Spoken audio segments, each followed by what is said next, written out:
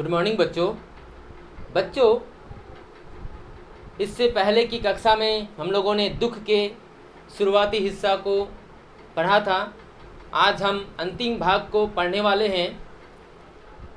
इस कहानी में दिलीप, हेमा जो हैं उनके दुख से और एक बच्चे का दुख या एक परिवार के दुख को कंपेयर करते हुए, तुलना करते हुए लेखक यशपाल जी ने हमारे सामने प्रस्तुत किया है। वे आज हम पढ़ेंगे, जिसमें इससे आगे के क्लास में हम लोगों ने पढ़ा कि दिलीप उस 8 भागों के पकौड़ों के कीमत 1 रुपया देता है, लेकिन बच्चे के पास उसका छुट्टा न होने के कारण वे दोनों यानी दिलीप बच्चे के घर तक जाते हैं और रास्ते पर तरह तरह के सवाल पूछते हैं कि उसके पिता क्या करते हैं। तो बच्चा जवाब देता है पिता मर गया। फिर कहते हैं कि तुम्हारी माँ क्या करती हैं। तो बच्चा कहता है कि माँ एक बाबू के यहाँ काम करती थी, लेकिन वहाँ से निकाल दिया गया बाद में। क्यों निकाला गया जब प्रश्न किया गया, तो बच्चा कहता है कि जगतू के माँ वहाँ 2 रुपये में काम करने को कही थी, पर मेरी माँ 2.5 रुपये में करती थी, इसलिए बाबू के घरवाली ने मेरी माँ को निकालकर जगतू की माँ को काम में रख लिया। फिर पूछते हैं कि जगतू की माँ पहले क्या करती थी। तो बच्चे ने कहा कि जगतू की माँ स्कूल में बच्चे लाने और पहुँचाने का काम करती थी, पर वहाँ से निकाल दी गई। तो इसी प्रकार आते आते एक छोटी सी गली सामने दिखाई देता है, जहाँ एक बड़ा सा दरवाज़ा दिखाई देता है और लाल रंग का प्रकाश दिखाई देता है। उसी घर के अंदर वह बच्चा घुस जाता है। तो अभी हम लोग जो पढ़ेंगे वह पृष्ठ संख्या 80 है, यानी पेज नंबर 80 आज हम लोग पढ़ेंगे। तो दिलीप ने झांक कर देखा, मुश्किल से आदमी के कद की ऊंचाई की कोठरी में, जैसी प्रायः शहरों में ईंधन रखने के लिए बनी रहती है, धुआं उगलती मिट्टी के तेल की डिबरी अपना धुंधला लाल प्रकाश फैला रही थी। दिलीप जब सामने पहुंचा तो देखा कि बड़ी मुश्किल से एक आदमी उस पर झुक कर घुसेगा, यानी उसके दरवाजे का जो साइज है वह बहुत ही छोटा था, जिसमें कोई बड़ा व्यक्ति अगर प्रवेश करेंगे तो उसे झुकना पड़ेगा, तभी वे अंदर जा पाएगा। और कह रहे हैं कि जैसे ईंधन यानी जैसे कि किचन रूम होता है ना, कि पहले ज़माने में क्या होता था, या टी गार्डन एरिया में हम लोग देख पाते हैं कि एक मिट्टी का चूल्हा होता है और जिसके ऊपर एक छोटा सा चोंगा लगाया जाता है, जिससे वह धुआं ऊपर की तरफ जा सके, यानी खाना बनाने का घर। उसी प्रकार का घर था, जिसमें बड़ी कष्ट से वे लोग रहते थे और उस घर के अंदर से धुंधली प्रकाश के प्रकाशित दिखाई दे रहे थे। वे तेल के प्रकाश थे, यानी किसी डिबरी में, यानी किसी दिया में सरसों के तेल डालकर उसमें से आग जलाकर एक दिया बाती के रूप में वे प्रकाश वहाँ से निकल रहा था। एक छोटी चारपाई जैसी कि श्राद्ध में ब्राह्मणों को दान में दी जाती है, यानी कि और उसी घर के अंदर एक छोटा सा चारपाई यानी 4 पा, यानी जैसे बिस्तर होते हैं ना, हमारे घर पे भी तो बिस्तर हैं। तो हम क्या देखते हैं, उसके कितने पैर होते हैं, 4 या 5 या 3, कितने होते हैं, 4। इसीलिए उसे कहा जाता है चारपाई, है ना, यानी 4 पैरों पर वह टिका रहता है, इसलिए उसे कहा जाता है चारपाई। तो चारपाई एक छोटी सी चारपाई थी, जो हम किसी व्यक्ति के मर जाने पर हम लोग श्राद्ध में जो पंडित को या ब्राह्मण को जो हम लोग दान में देते हैं ना, छोटी सी चौकी या चारपाई, वैसे ही वह चारपाई उसके घर पर थे। काली दीवार के सहारे खड़ी थी, यानी घर के जो दीवार थे वे पूरे काले रंग के होते थे, काले थे। यानी काले क्यों?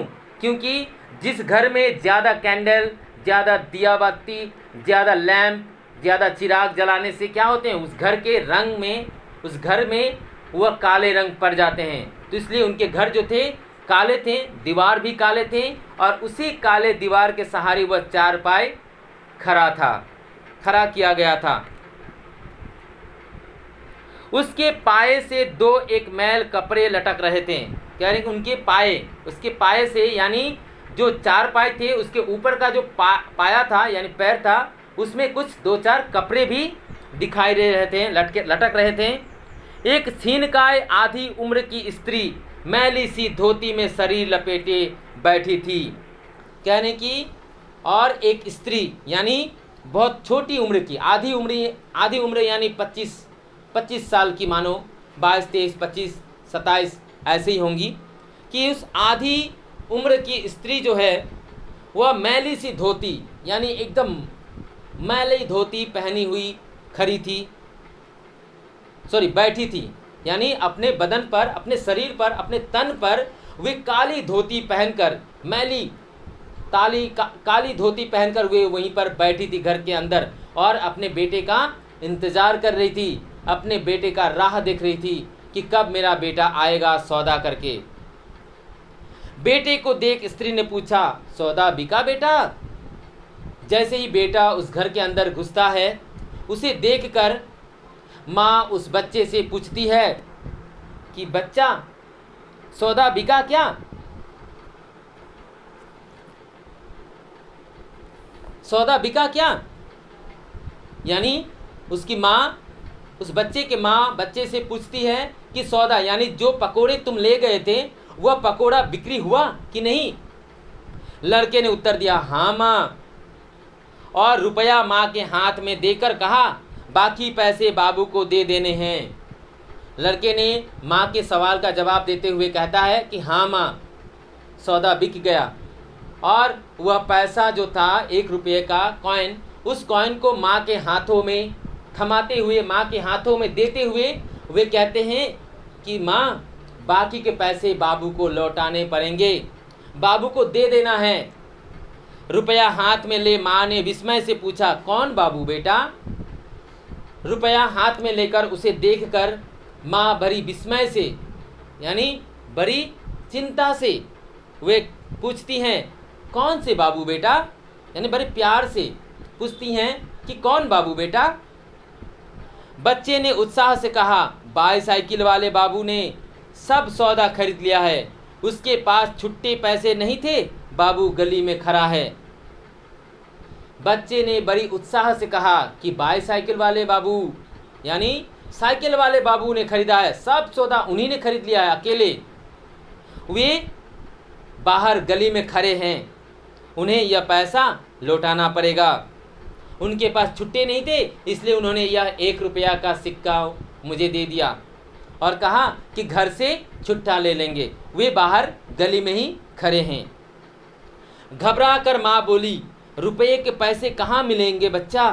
वे घबरा कर यानी चिंतित स्वर से चिंता करके वह कहने लगी, चिंतित होकर, कि बेटा, घर पर तो पैसे नहीं है, फिर हम छुट्टे कहाँ से देंगे? कहाँ से मिलेगा बच्चा? सिर के कपड़े को संभाल दिलीप को सुनाने के अभिप्राय से माँ ने कहा, बेटा, रुपया बाबूजी को लौटाकर घर का पता पूछ ले, पैसा कल ले आना। सिर के कपड़े को संभाल यानी वह जो बच्चे की माँ थी, वह अपने सिर में कपड़ा रखकर यानी कपड़े से अपने सिर को ढकते हुए वे संभाल कर दिलीप को सुनाने के लिए, यानी बच्चा तो है, बच्चा पता नहीं वह सही जाकर बाबू को कह पाएगा कि नहीं, सही जानकारी, सही इन्फॉर्मेशन दे पाएगा कि नहीं, इसलिए उसने थोड़ा जोर से उसने बाबू को सुनाने के लिए कहने लगे कि बेटा, ये पैसा ले जाकर बाबू को दे दो और उनसे उनका घर का पता, उनके ठिकाना, उनके घर का पता पूछ लेना, ताकि हम कल जाकर पैसे वहाँ से ले लेंगे। लड़का रुपया दिलीप को लौटाने आया। लड़का वह रुपया माँ के कहने पर दिलीप को यानी उस बाबू को लौटाने के लिए बाहर निकला, घर से बाहर निकला। दिलीप ने ऊंचे स्वर से कहा ताकि माँ सुन ले, कहा, रहने तो रुपया, कोई परवाह नहीं, फिर आ जाएगा। फिर यानी घर के अंदर से बच्चे की माँ चिल्लाकर कह रही है, यानी दिलीप को सुनाने के लिए, वैसे ही दिलीप भी थोड़े ऊंचे स्वर में, ऊंचे आवाज़ में वे उस बच्चे की माँ को सुनाने के लिए कहते हैं कि रहने दीजिए, लौटाने की कोई ज़रूरत नहीं है, रहने दो रुपया, कोई परवाह नहीं, यानी कोई चिंता नहीं, फिर आ जाएगा, यानी फिर कभी ले लूँगा, मतलब फिर कभी मैं उस तरफ से आया या फिर कभी इस गली में आया तो आपके यहाँ से मैं छुट्टा ले लूँगा। सिर के कपड़े को आगे खींच स्त्री ने कहा, नहीं जी, आप रुपया लेते जाइए, बच्चा पैसा कल लेता आएगा। फिर से उस बच्चे की माँ अपने सर की कपड़े को संभालते हुए, यानी सर के कपड़े को ढकते हुए, कपड़े से ढकते हुए वे ज़ोर से चीखती है, कहती है कि नहीं जी, नहीं नहीं, आप पैसा लेते जाइए, फिर कभी बच्चा पैसा ले आएगा। दिलीप ने शर्माते हुए कहा, रहने दीजिए, यह पैसा मेरी तरफ से बच्चे को मिठाई खाने के लिए दीजिए। दिलीप ने बड़े उत्साह के साथ शर्माते हुए, यानी शर्म करते हुए बच्चे की माँ से कहते हैं कि यह पैसा मुझे नहीं चाहिए, आप एक काम करिए, वह पैसा आप रख लीजिए पूरा का पूरा, आप मेरी तरफ से, यानी मेरे तरफ से उस बच्चे को कुछ मिठाई वगैरह कुछ खाने के लिए आप खरीद देना, मेरे तरफ से उसको भेंट। स्त्री नहीं नहीं करती रह गई। दिलीप अंधेरे में पीछे हट गया। स्त्री जो है वह घर के अंदर से ही नहीं नहीं कही, नहीं नहीं आप लेते जाइए, नहीं नहीं आप लेते जाइए, करती रही, परंतु दिलीप अंधेरे में पीछे हट गया, यानी अंधेरे में वे पीछे हट गए, यानी घर के, यानी जो बड़े बड़े इमारत थे वहाँ से जो रोशनी आ रहे थे वहीं पर खड़े थे, लेकिन वे क्या किए, उस रोशनी से थोड़े पीछे हट गए, यानी अंधेरे में चले गए। स्त्री के मुरझाए कुम्हलाए पीले चेहरे पर कृतज्ञता और प्रसन्नता की झलक छा गई। यानी स्त्री, यानी उस बच्चे के माँ के मुरझाया हुआ चेहरा, कुम्हलाए हुए वह जो शरीर था, जो पीले चेहरे, यानी जो दुख का बादल उस स्त्री के चेहरे पर दिखाई दे रहे थे, और वे कृतज्ञता, यानी किसी के मदद करने का, हेल्प करने का, और उसकी चेहरे पर वे प्रसन्नता झलक आ गया। रुपया अपने चादर की खूंट में बांध एक ईंट पर रखे, पीतल के लोटे से बाह के इशारे से पानी ले उसने हाथ धो लिया, और पीतल के एक बेले के नीचे से मैले अंगोछे में लिपटी रोटी निकाल बेटे के हाथ धुला उसे खाने को दे दी। यानी कि जब वहाँ से, यानी उनके घर के सामने से दिलीप थोड़े पीछे, यानी वे गए नहीं हैं, बल्कि वहीं पर अंधेरे पर छिपे हुए थे, अंधेरे में खड़े हो गए थे ताकि वे लोग देख न सके, और वे आसानी से वहाँ जो कुछ हो रहा था बच्चे और बच्चे के माँ के बीच में, वे आसानी से देख सके, इसलिए वे वहीं पर खड़े वे सब बातें सुन रहे थे और देख रहे थे। तो दिलीप ने क्या देखा कि बच्चे की माँ उस पैसे को, 1 रुपये के सिक्के को अपने आंचल के जो खोट होता है, यानी आंचल जो होता है उसमें बांध लेती है, और क्या करती है, बांध एक ईंट पर रखे पीतल के लोटे, एक ईंटा था, ईंट के ऊपर पीतल के लोटा थे जिसमें पानी थे, उस पानी से उसने अपने बाह के इशारे से पानी को, यानी बाह यानी अपने हाथों को उसने धोया। धोने के बाद उसने क्या किया, और एक पीतल के एक बेले के नीचे, यानी पीतल का एक बर्तन था, उसके नीचे मैले अंगोछे थे, उसमें लिपटी रोटी थी, यानी एक चादर का टुकड़ा था, उसमें कुछ रोटियां थे। उस रोटियों को निकालते हुए और बच्चे के हाथ मुख धुलाते हुए उसने उसे खाना खिलाती है। बेटा तुरंत की कमाई से पुलकित हो रहा था, मुंह बनाकर कहा, रूखी रोटी। जब माँ बच्चे के मुंह हाथ धुलाकर उसे अपने हाथों से रोटी खिलाती है, तोड़ तोड़ कर रोटी के निवाला उसके मुंह में डालती है, तो बच्चा, वह जो आज का सौदा बिक जाने के कारण उसके मन में, उसके हृदय में जो उल्लास, जो खुशी का लहर दौड़ रहा था, वे तुरंत शांत हो गए। क्यों शांत हो गए? क्योंकि जो रोटी माँ बच्चे के मुंह में डाल रही थी वह रोटी बहुत रूखी थी, यानी बहुत सख्त थे। रूखी यानी सख्त, है ना।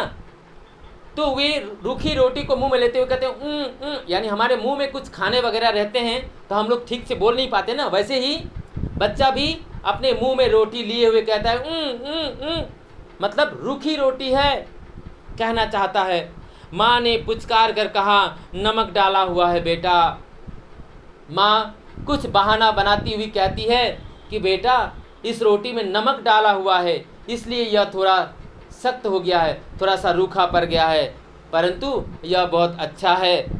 पुचकार यानी उसे चुप कराकर, बच्चा रोता है ना क्योंकि रोज़ रोज़ का हुआ रूखी रोटी सूखी रोटी खाते खाते उसका इच्छा जो है, उसका जो आशा है वह समाप्त हो जाता है। इस प्रकार वह रोने लगता है बच्चा, पर माँ करे तो क्या करे।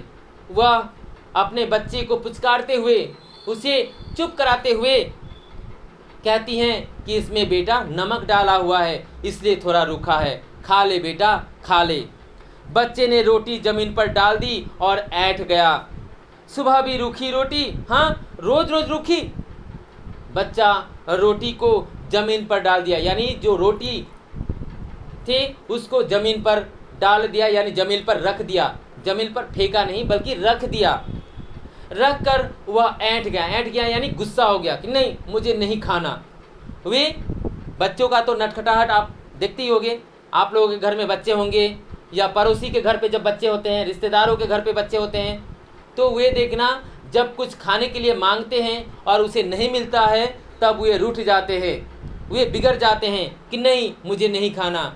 वैसे ही यह बच्चा भी बच्चा है, इसको भी मन करता है कुछ अलग अलग खाने का, इसलिए बच्चा माँ से कहता है कि ऐठ गया, सुबह भी रूखी रोटी खाया और अभी भी रूखी रोटी, मुझे नहीं खाना। यानी जो खाना हमें अगर एक ही खाना बार बार दिया जाता है तो हमें अच्छा लगता है, चाहे वो चिकन ही हो या फिर मटन हो या फिर फिश हो, कुछ भी हो। अगर एक ही खाना बार बार खाने को मिलता है तो हमें अच्छा नहीं लगता।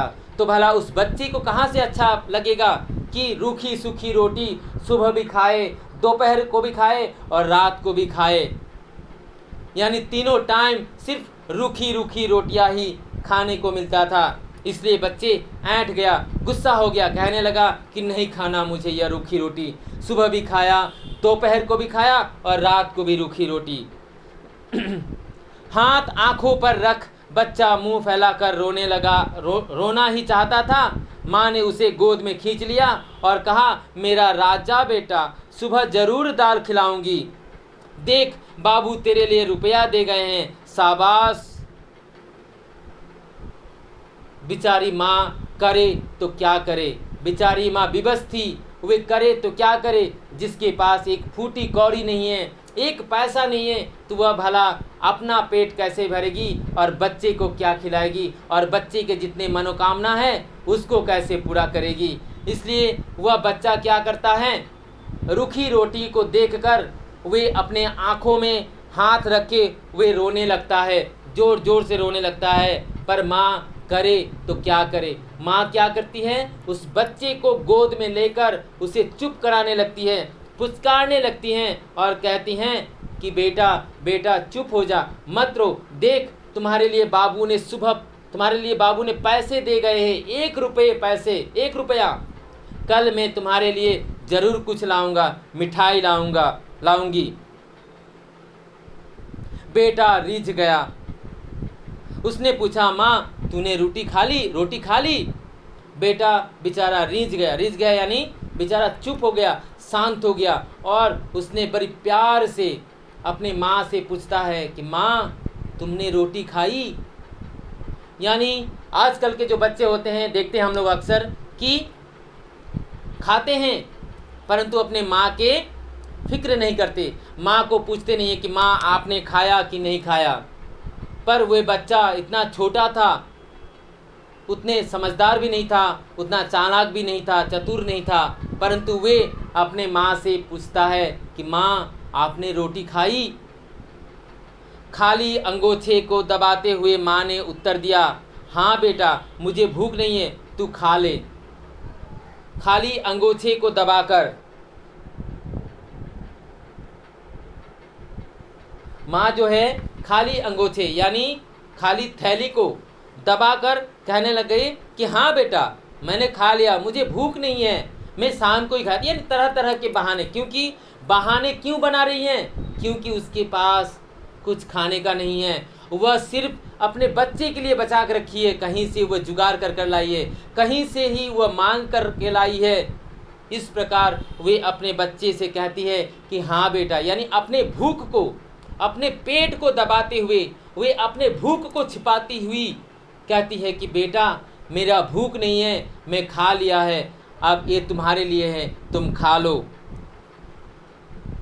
भूखी माँ का बेटा बचपन के कारण रूठा था, परंतु माँ की बात के बावजूद घर की हालत से परिचित था।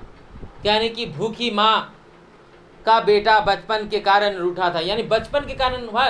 बचपन के कारण यानी वो छोटा था, नासमझ था, कुछ समझता नहीं था कि घर की दशा कैसी है, घर की स्थिति कैसी है, घर का कंडीशन कैसा है, माँ किस दौर से गुजर रही है, कैसे वह खाना जुगाड़ करती है, किस प्रकार वह मेरे लिए खाना पकाती है या खाना लाती है, इंतज़ाम करती है। उससे लापरवाह, उससे अनजान बेटा तब भी अपने माँ के ख्याल करता हुआ रूठता है। और माँ क्या करती है? अपनी बात के बावजूद घर की हालत से परिचित था। यानी कि वह बच्चा ना समझता, लेकिन तब भी वह अपने परिवार, अपने घर से, अपने माँ की स्थिति से वह परिचित था भली भांति कि मेरी माँ किस अवस्था से गुजर रही है। उसने अनिच्छा से एक रोटी माँ की ओर बढ़ाकर कहा, एक रोटी तू खा ले। यानी वहाँ पर 2 रोटी थे, है ना। अब बच्चा है, बच्चों को भी तो रोटी खाना चाहिए, तो वह 2 रोटी माँ क्या किया, बच्चे के लिए रख दिया कि मेरे बच्चे कम से कम भूखा पेट न सोए, है ना। हर माँ यही करती है कि अपने बेटे को चाहे जितना भी खिला पिला दे, लेकिन जब माँ खाने जाती है तो माँ क्या करती है कि ले बेटा एक टुकड़ा खा ले, एक थोड़ा सा खा ले, एक निवाला खा ले। पर बेटा जो है वह माँ को नहीं पूछता, परंतु यह बेटा जो है वह अपनी माँ की अवस्था को भलीभांति परिचित है और वे कहता है कि माँ मुझे भी भूख नहीं है, एक रोटी तू भी खा ले और एक रोटी मैं भी खा लेता हूँ। माँ ने स्नेह से पुकारते हुए कहा, ना बेटा मैंने सुबह देर से खाई थी, मुझे अभी भूख नहीं है, तू खा। पर माँ, यहाँ बेटा माँ को खिलाना चाहता है और माँ बेटे को खिलाना चाहती है। यानी दोनों एक दूसरे के दुख को छुपाते हुए वे खुशी खुशी अपना जीवन, अपना वह परिवार चलाते हुए कहते हैं। माँ कहती है कि नहीं बेटा, मैंने सुबह देर से खाया था। यानी सुबह, सोचो सुबह, दोपहर नहीं, सुबह, कि सुबह मैं देर से खाई थी इसलिए मेरे पेट में भूख नहीं है, ले तू खा ले, मुझे भूख नहीं है। दिलीप के लिए और देख सकना संभव न था। दिलीप वहीं पर छिप छिप कर सब कुछ देख रहा था, सब कुछ सुन रहा था, पर उस दृश्य को देखकर, उस हालत को देखकर वे बेचारा कुछ नहीं कर पा रहा था और देख देख कर वे और दुखी हो जा रहे थे और आगे का हालत देखने का उसमें समर्थता नहीं था। समर्थता यानी उसमें हिम्मत नहीं था कि आगे का वह यह दृश्य देख सके। वे अपने आप को कंट्रोल नहीं कर पाए उस दुख के। दांतों से होठ दबा हुआ पीछे हट गया।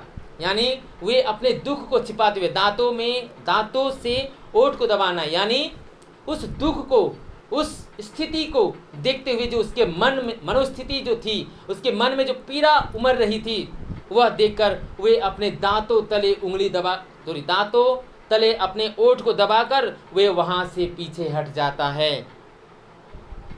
वे अपने घर को आ जाता है। वहां से यह बस इतना सा ही दृश्य देख वह, उसका कलेजा तरफ उठता है। वे दुख में दुखी होकर वे अपने घर को लौट आते हैं।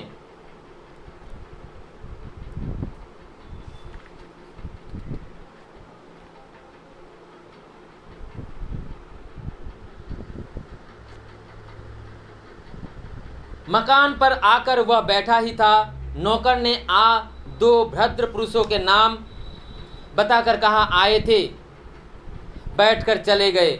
मकान पर जब दिलीप आए तो आने के बाद जो नौकर थे उन्होंने कहा कि घर पर दो भद्र पुरुष आए थे, यानी दो आदमी आए थे, आकर चले गए, नाम बताकर चले गए। खाना तैयार होने की सूचना दी। दिलीप ने उसकी ओर बिना देखे ही कहा भूख नहीं। उसी समय उसे लड़के की माँ भूख नहीं कहना याद आ गया। जब नौकर ने दिलीप से खाने के लिए कहता है तो दिलीप मना कर देता है कि नहीं, मुझे भूख नहीं है। और यह कहते कहते उसको उस बच्चे और उस माँ की याद आ जाता है, जिस प्रकार उस लड़के ने अपने माँ को कहा था कि मुझे भूख नहीं है और माँ ने बच्चे को कहा था कि मुझे भी भूख नहीं है। नौकर ने विनीत स्वर से पूछा, थोड़ा दूध ले आऊं? दिलीप को गुस्सा आ गया। उसने विद्रुपता से कहा, क्यों? भूख न हो तो दूध पिया जाता है? दूध ऐसी फालतू चीज़ है। नौकर ने बड़ी विनती से, यानी बड़ी प्रार्थना से, बड़ी विनती से, बड़ी सुंदर तरीके से कहा कि बाबू थोड़ा सा दूध ले आऊं, दूध पी लीजिए। दिलीप को गुस्सा आ गया, कहने लगा, क्यों? भूख नहीं है तो भूख में क्या दूध पीना पड़ता है? दूध पिया जाता है? दूध ऐसी फालतू चीज़ है। वे उस नौकर को डांटते हुए वहाँ से भगा देते हैं। नौकर कुछ न समझ विस्मित खड़ा रहा। दिलीप ने खींच कर कहा, जाओ जी। नौकर बिना कुछ कहे वहीं पर खड़ा रहा। तब तक दिलीप ने कहा कि यहाँ से जाओ, उन्हें वहाँ से भेज दिया। मिट्टी के तेल की डिबरी के प्रकाश में देखा वह दृश्य उसकी आंखों के सामने से हटना न चाहता था। यानी उन्होंने जो मिट्टी के डिबरी था, यानी मिट्टी के दिया के नीचे जो एक माँ, एक बच्चा, जो सारी दशाएं, जो विपत्तियाँ, जो परिस्थिति वहाँ पर देखा था, वे उनकी आंखों के सामने पूरा छा गए, आंखों के सामने दिखाई देने लगे। छोटे भाई ने आकर कहा, भाभी ने यह पत्र भेजा है, और लिफाफा दिलीप की ओर बढ़ा दिया। छोटे भाई तब तक घर के अंदर आता है, आकर कहता है कि भैया यह भाभी ने पत्र भेजा है आपके नाम। वे लिफाफा यानी एनवलप जो है वह भाई की तरफ, बड़े भैया की तरफ, दिलीप की तरफ बढ़ा देता है। दिलीप ने पत्र खोला। दिलीप ने उस पत्र को खोला। पत्र की पहली लाइन में लिखा था, मैं इस जीवन में दुख ही देखने के लिए पैदा हुई हूँ। दिलीप उस पत्र को, यानी उस एनवलप को, उस लिफाफा को खोलकर जब पत्र निकालते हैं और उसकी पहली लाइन जब पढ़ते हैं जिसमें लिखा होता है, वे उसकी पत्नी हेमा जो है वे लिखती हैं कि मैं इस जीवन में सिर्फ दुख पाने के लिए ही पैदा हुई हूँ, दुख को देखने के लिए ही पैदा हुई हूँ। दिलीप ने आगे न पर पत्र फाड़ कर फेंक दिया। दिलीप ने उस लाइन से आगे न पढ़कर उस पत्र को फाड़ कर फेंक दिया। उसके माथे पर बल पड़ गए। उसके मुंह से निकला, काश तुम जानती दुख किसे कहते हैं। तुम्हारा यह रसीला दुख तुम्हें न मिले तो जिंदगी दूभर हो जाए। वे कहते हैं कि काश उस पत्र को जब पहला लाइन जो पढ़कर वह समझ गया, उसे पता चल गया कि इस चिट्ठी में क्या लिखा होगा, इसलिए वह आगे नहीं पढ़े। और उस पत्र का जो पहली लाइन थी जिसमें लिखा था कि मैं इस जीवन में दुख पाने के लिए ही पैदा हुई हूँ, तो दिलीप कहते हैं कि काश तुम्हें अगर पता होता, तुम्हें अगर अच्छी तरह मालूम होता कि दुख किसे कहा जाता है, दुख कैसा होता है, अगर तुम पर उस दुख का पहाड़ गिरता तो तुम्हें पता चलता कि दुख क्या होता है। काश तुम जानती दुख किसे कहते हैं। कह रहे कि तुम्हारा यह जिंदगी, तुम्हारा यह रसीला दुख, यानी तुम्हारा यह रसीला दुख यानी कौन सा, कि यह छोटा मोटा दुख कि मैं किसी तुम्हारी सहेली के साथ मूवी देखने चला गया, पिक्चर देखने चला गया, फिल्म देखने चला गया, उसके लिए यह दुख है। उस बच्चे के आगे, उस माँ के आगे मेरा दुख कुछ नहीं है। यह दुख नहीं बल्कि यह एक प्रकार का रसीला दुख है। तो बच्चों, यह जो कहानी है दुख, यशपाल जी द्वारा लिखित, इस कहानी में एक्चुअली इस दुख कहानी के माध्यम से लेखक हमें क्या प्रेरणा देना चाहते हैं, क्या बताना चाहते हैं, या इस कहानी का मेन सारांश क्या होता है, वह हम बताते हैं। कि कहने कि दुख जो कहानी है वह एक कोमल अनुभूतियों पर आधारित एक भावना प्रधान कहानी है। कहानीकार ने दुख के बनावटी एवं स्वाभाविक रूपों की बड़ी सूक्ष्मता से चित्रित किया है। दुख एक अनुभूति का नाम है। कहने कि दुख जो है वह एक्चुअली दुख नहीं है बल्कि एक अनुभूति है, यानी हमें फील होता है कि यह मेरे जीवन में दुख है ना। असल दुख कौन सा है देखते हैं। कि कहने कि इसे अमीरी गरीब के पलहरे में नहीं तौला जा सकता। कहने कि यह जो हम लोग छोटी मोटी दुख कहते हैं कि मेरा शर्ट नहीं है, मेरे साइकिल नहीं है, यह सारे दुख, यह सारे एक्चुअली बनावटी दुख है। असल दुख कौन से होते हैं? दिलीप की पत्नी हेमा और बच्चे की भूखा माँ के दुख की अनुभूतियों में काफ़ी अंतर है। कहने कि दिलीप की पत्नी जो है हेमा, यानी हेमा का दुख, और उस बच्चे की जो माँ जो दुखी है, दुख है, उसमें वे तुलना करते हैं। कहते हैं कि इसमें काफ़ी अंतर है। तुम्हारा दुख तो एक रसीला दुख है, पर उस बच्चे की माँ के पास जो दुख है वह होता है ओरिजिनल दुख, वह होता है मेन दुख। हेमा का दुख बनावटी और रसीला है, जबकि भूखी माँ की दुख स्वाभाविक है। जहाँ हेमा का बनावटी और रसीला दुख पाठकों के दिल में कोई हमदर्दी पैदा नहीं करता, वहीं भूखी माँ का स्वाभाविक दुख हमें सोचने पर विवश कर देता है। कह रहे हैं कि एक तरफ है हेमा की दुख और एक तरफ है उस बच्चे के माँ की दुख। यानी हेमा की दुख क्या है कि सिर्फ इतना है, वह भी दुख नहीं है बल्कि एक झगड़ा का साधन है, कि झगड़ा करने का एक बहाना है कि वे उसके पति के किसी सहेली के साथ पिक्चर देखे चले जाने के कारण वह दुख है, जो दुख को बनावटी कहा जाता है, जिससे पढ़कर जो पाठक हैं यानी तुम और मैं जो हूँ, हमें क्या मिलता है? बस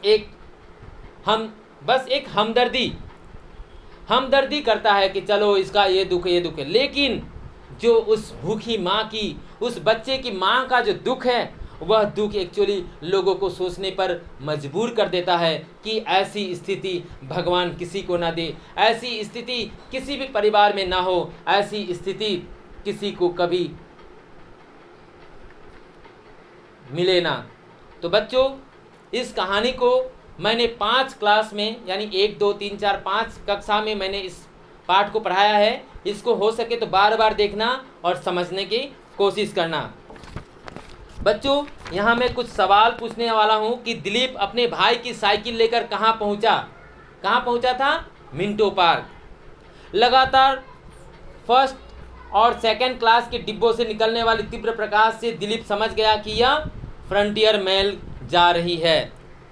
लड़की के मुख पर खोमचा बेचने वालों की चतुरता न थी, बल्कि उसकी जगह थी एक कायरता।